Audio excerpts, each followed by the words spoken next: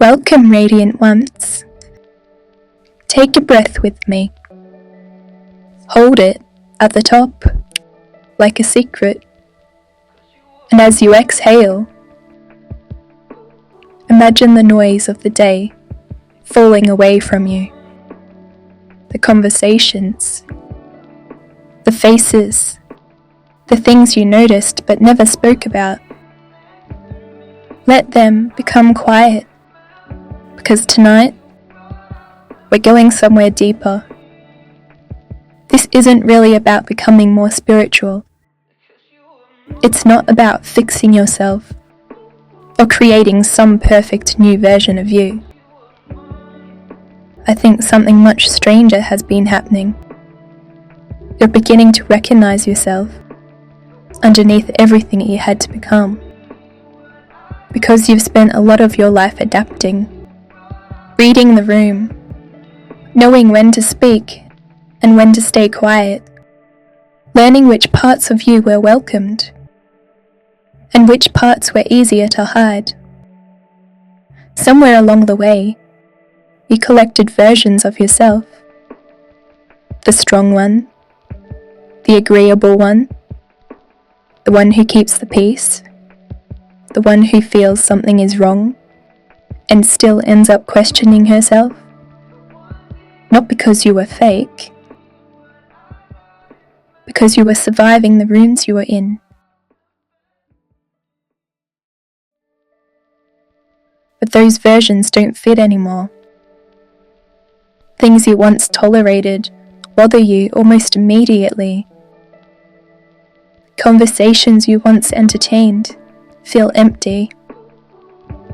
You catch yourself explaining something you don't even owe an explanation for, and think, why am I doing this? That's remembrance, not becoming someone new.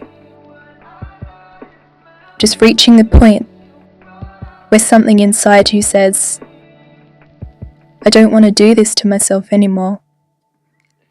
And that can change everything. You used to be able to ignore the feeling, make excuses, stay longer, shrink a little, convince yourself you are asking for too much. But now, your whole system seems to reject it. You've learned to master your emotions and steady your mind.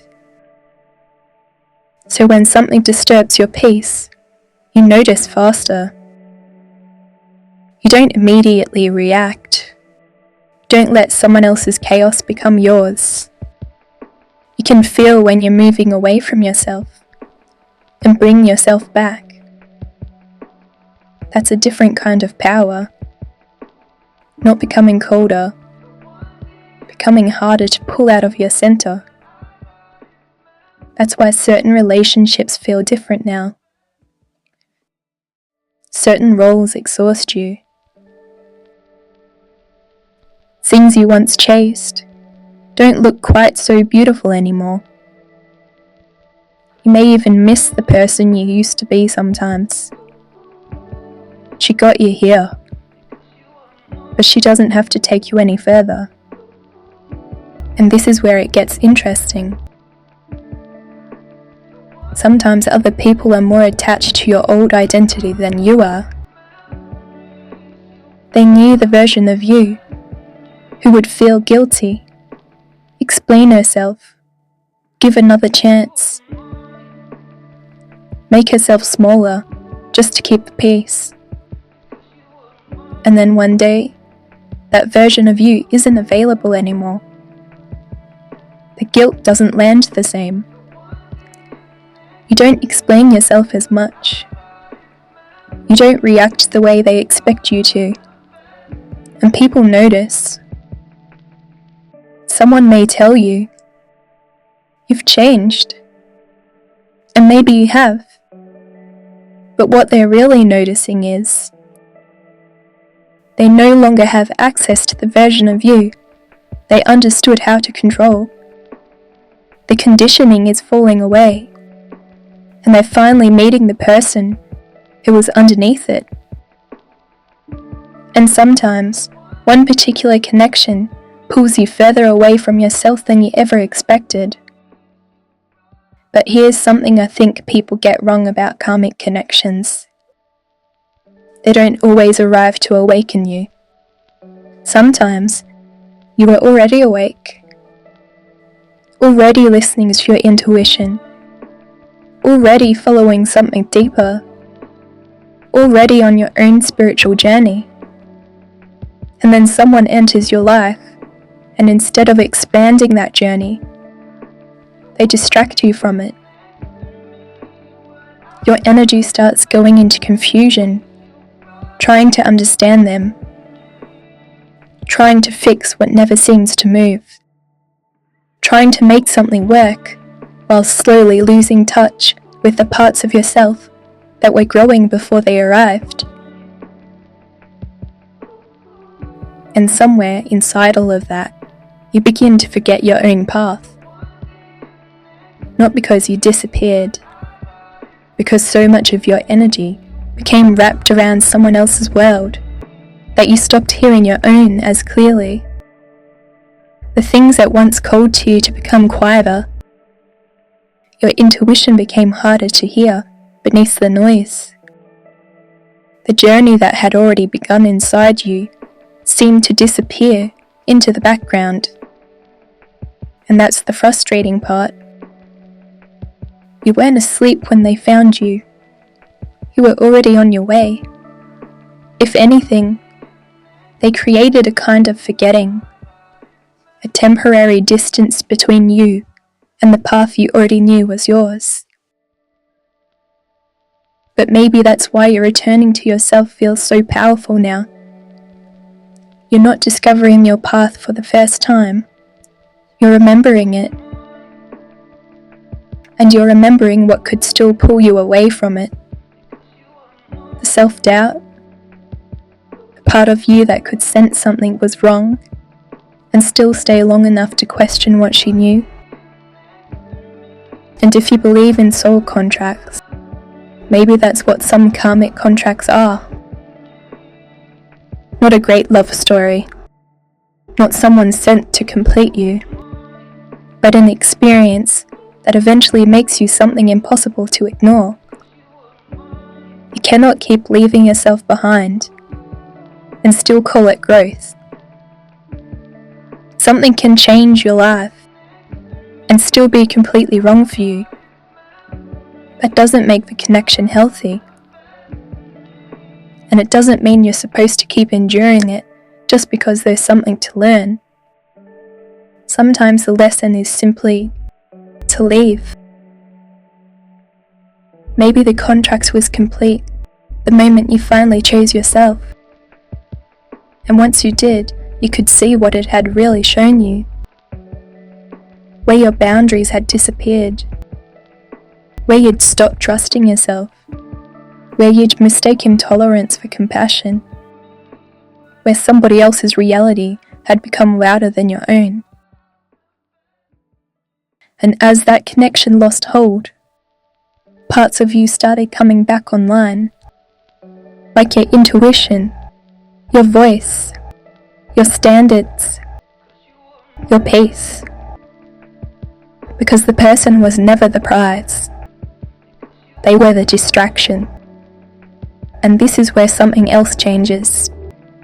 Once you've seen the pattern, confusion stops having the same hold over you. Because sometimes a karmic connection wasn't deep at all. It was surface level, but the lesson ran much deeper. Maybe they were more focused on who they thought you should become than actually meeting who you were. And eventually you realize you weren't the only one who needed to change. You were growing, while they were trying to keep you where they were. And that's why new connections feel different. You don't want to be held back. You want to be met. The next person isn't meeting the version of you who existed before all of this. They're meeting someone far more aware of herself. You notice inconsistencies earlier, You don't romanticize confusion. You don't need to convince someone of your value. And you can care about someone without disappearing inside the connection. You begin noticing different things too. Honesty, consistency, someone doing what they said they would do, someone whose words and actions don't leave you trying to solve a puzzle, someone who doesn't need you confused to keep you close. And maybe that's what surprises you. A connection doesn't have to consume your life to mean something. There can still be chemistry, mystery, excitement. But this time, you don't have to lose yourself to experience it. And not every powerful connection has to become another lesson. Not every person is here to break you open. Not every soul recognition has to hurt. Some people may show you how much you've changed simply by meeting you differently. You can speak honestly, keep your boundaries, care without pretending you don't, and still remain yourself while something new unfolds. It may feel unfamiliar at first, because you're no longer relating from the same wounds. You're no longer trying to turn confusion into connection. You're not trying to earn what should be freely given. Maybe the karmic wasn't preparing you to become better at surviving difficult relationships. Maybe it was showing you what you would never again accept as one. So when something healthier appears, you recognize the difference. Not because somebody rescued you, not because another person made you whole, but because this time you know how to remain yourself while letting someone else in. And I think that's what's happening beyond relationships too. There are things you once believed about yourself that don't feel true anymore. Maybe you thought you were difficult, or too emotional, too strange, or too much. Maybe somebody was able to benefit from you believing that. Because it's much easier to make someone question themselves when they don't trust their own perception. But now you're asking, was that actually me? Or was that something I learned to believe about myself? Not everything you carry began with you. Some beliefs were handed to you. Some came from painful chapters that ended long ago. An awakening has a way of exposing them. Until one day you realize, I don't think that's mine anymore. And you put it down. Of course, returning to yourself doesn't mean becoming perfect. There's still fear. Part that knows better and still occasionally wants what hurt. The difference is, you can see those parts now, without letting them become your identity. You can look at them and think, there you are.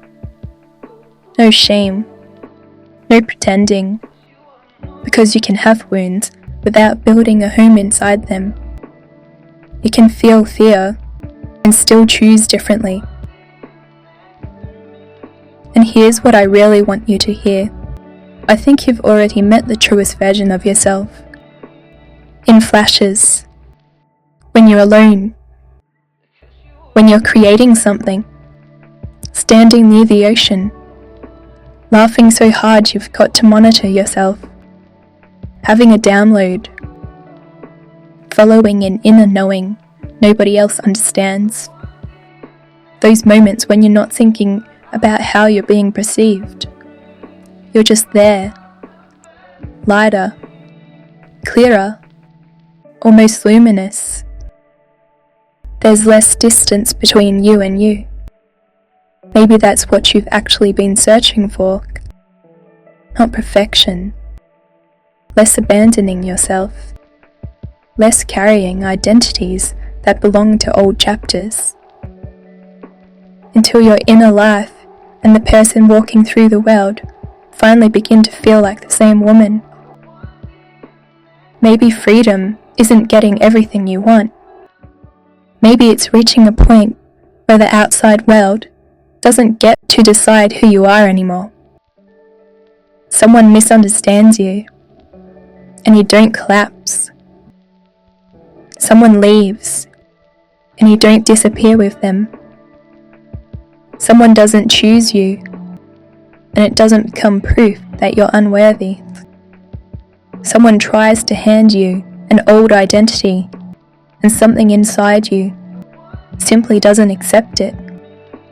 That's freedom, and I think you're closer to it than you realize. Because every time you choose what feels true over what keeps you accepted, something falls away. Until one day you realize, I haven't become someone new. I've just stopped carrying so much of what wasn't me. So if you've felt yourself changing lately, don't rush to define who you're becoming. Give her room. Just notice what's returning. Your voice, your knowing, your standards, your creativity, your peace, and maybe even the spiritual path that was always yours, before somebody else's chaos became louder than your own inner world. You haven't lost time completely. You're returning with stronger boundaries, clearer sight, and a much deeper understanding of what deserves access to your energy. That's remembrance too. Not remembering a story, recognizing yourself again. Maybe that's what this whole journey has been doing beneath the surface. Not turning you into someone more worthy, not creating some perfect spiritual version of you. Just peeling away everything that convinced you that you had to leave yourself in order to belong. And underneath all of it, there you are. Until next time, keep your field clear.